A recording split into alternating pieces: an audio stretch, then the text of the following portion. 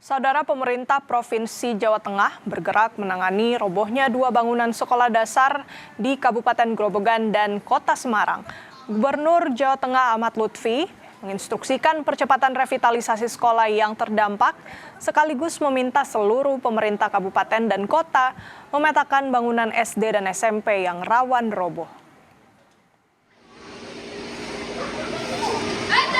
Dua sekolah yang menjadi prioritas penanganan sekolah rusak adalah SD Ketanggirejo di Kabupaten Grobogan dan SD Negeri 03 Sendang Mulyo di Kota Semarang. Keduanya telah menerima bantuan awal masing-masing sebesar 50 juta rupiah dari pemerintah Provinsi Jawa Tengah. Untuk SD Ketanggirejo, proses pembangunan kembali dilakukan secara menyeluruh melalui program revitalisasi yang telah dikoordinasikan dengan pemerintah pusat. Saat meninjau lokasi, Gubernur Ahmad Lutfi menegaskan penanganan kedua sekolah dilakukan sesuai kondisi di lapangan.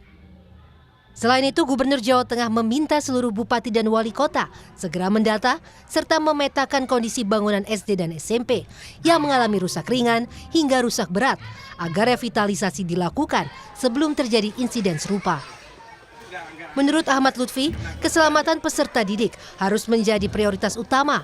Karena itu, pemerintah daerah diminta segera melaporkan sekolah yang membutuhkan penanganan apabila tidak mampu melakukan revitalisasi secara mandiri. Khusus satu kelas ini kemarin dinas kita sudah datang, sudah saya perintahkan, kita provinsi yang bangun, satu kelas saya bangun sini. Dan ini tidak hanya di sini, termasuk di daerah Grobogan dan sebagainya sudah kita bantu. Dan nanti selanjutnya akan kita perbaiki lewat dana revitalisasi sekolah, dan ini sudah kita ajukan. Makanya saya ingatkan kepada teman-teman para bupati wali kota, tolong betul-betul petakan wilayah daerah kita dari mulai SD SMP yang itu sudah punya kualifikasi rusak berat, rusak ringan, dan masih bisa layak. Jadi 3 kriteria ini sehingga nanti kita bisa intervensi kalau itu tidak mampu dilakukan oleh para bupati wali kota.